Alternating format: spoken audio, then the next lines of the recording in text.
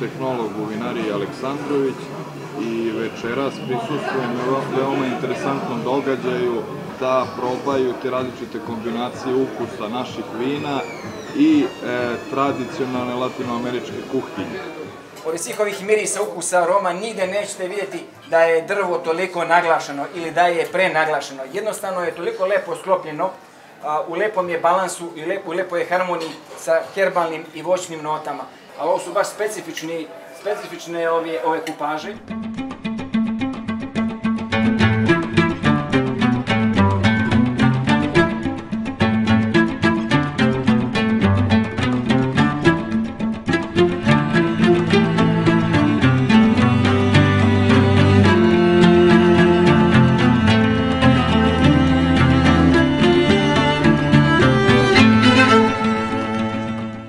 Utiscima posetilaca ovog događaja vidim da i oni otkrivaju jako puno stvari o vinima iz vinarije Aleksandrović. Svi su prezadovoljni kako izgleda ta fuzija ukusa između hrane koja je servirana i vina koja smo mi predstavili.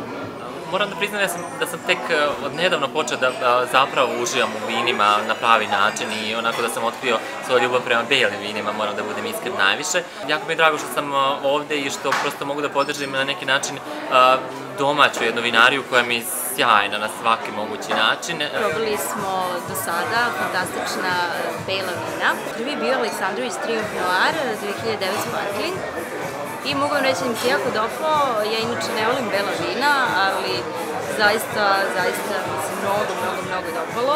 Šumadija je nekako se kod nas pozicionirala kao vinska regija gde su najbolje uspevaju bele sorte grožđa i dokazala se tomu i zahvaljujući vinariji Aleksandrović.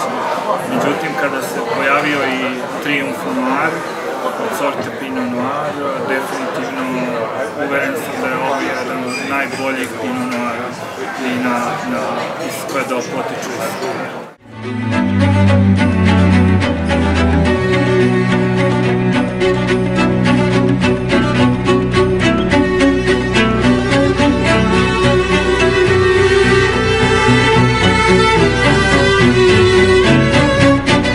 Zaista nam je zadovoljstvo što se danas nalazimo ovde i da probamo ono što je best of ponuda ove prestižne vinarije. Drago mi je da se nalazimo na prelepom mestu u Toro Latino baru. Potpuno za mene jedno oduševljenje jer nisam nikad bio ovde i jedno osveženje na tržištu definitivno. Ako ćemo da pričamo o vinariji Aleksandrović, tu bi mogli da pričamo mnogo, ali sigurno ono što bi trebali da pričamo je da je vinarija Aleksandrović postavila davno repere kako treba i kako nastupiti na tržištu i šta raditi. Utisak posle svih vina koje sam probala je da je prvo vino za mene najbolje, a to je Penuševi Pinot Noir 2009. Zato što je skladan, nežan, elegantan, kremast, a opet voćan, sofisticiran onako kako od Pinota i očekujemo. Živjeli.